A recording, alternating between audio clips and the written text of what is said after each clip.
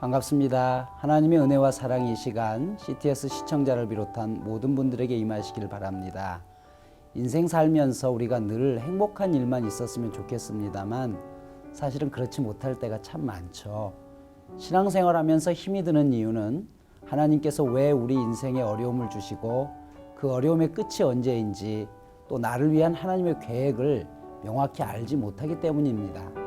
오늘 요셉의 인생을 살펴보면서 이 부분에 대한 하나님의 뜻을 깨달아 알아보기를 원합니다. 여호와께서 요셉과 함께 하시고 그에게 인자를 더하사 간수장에게 은혜를 받게 하시매 간수장이 옥중 제수를 다 요셉의 손에 맡김으로 그 재반 사물을 요셉이 처리하고 간수장은 그의 손에 맡긴 것을 무엇이든지 살펴보지 아니하였으니 이는 여호와께서 요셉과 함께 하심이라. 여호와께서 그를 범사에 형통하게 하셨더라. 오늘 본문은 억울하게 갇혀있는 요셉의 인생을 보여주고 있습니다. 그런데 성경 어디를 보더라도 요셉이 당황했다, 억울했다는 말이 없습니다. 그 이유를 본문에서는 이렇게 말씀하십니다. 23절입니다. 여호와께서 그를 범사에 형통하게 하셨더라. 여기서 강조하는 단어가 여호와께서입니다. 반복해서 나타나는 단어가 그것은 여호와께서라는 단어입니다.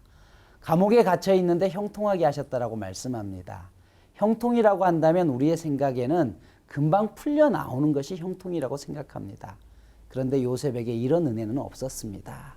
그런데도 성경은 계속해서 말씀하시기를 여호와께서 그와 함께 계시고 그를 형통하게 하셨다라고 말씀하십니다. 그 이유가 무엇일까요? 바로 하나님과의 동행입니다.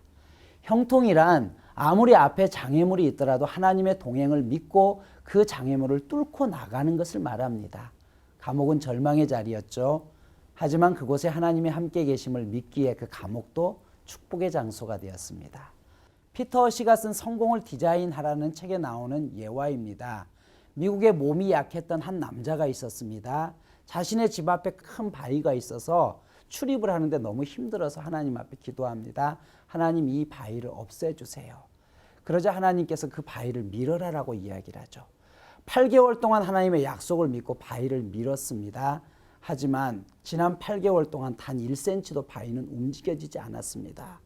너무 억울한 마음에 하나님 이럴 수 있습니까? 라고 항변할 때 하나님이 이야기하죠. 나의 계획은 이 바위의 위치를 변화시키는 것이 아니라 너를 변화시키는 것이었다. 봐라, 네가 지난 8개월 동안 바위를 미는 순간 너에게 힘이 생겼고 밤마다 하던 기침도 멈추지 않았느냐. 그에게 나타난 변화는 바위가 사라진 것이 아니라 바위를 옮겼기 때문에 나타나는 변화였습니다. 삶에서 바위를 옮기는 표적보다 바위를 미는 족적이 때로는 더 중요합니다. 여전히 문제가 남아 있었지만 그 문제보다 자신의 믿음을 더 키우는 순간 그 문제가 작아지고 없어지는 것처럼 보여지더라는 것입니다.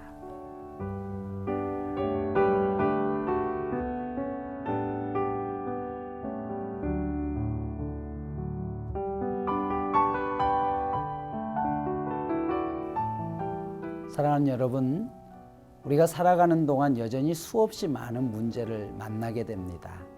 문제가 없는 인생은 아무도 없습니다. 하지만 그 문제를 형통으로 바꿀 수 있는 믿음이 있다면 우리는 어떤 상황 속에서도 승리할 수 있습니다.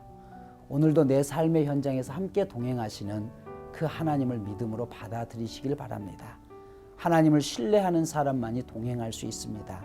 그 동행을 통하여 형통함의 은혜가 넘쳐나기를 소망합니다.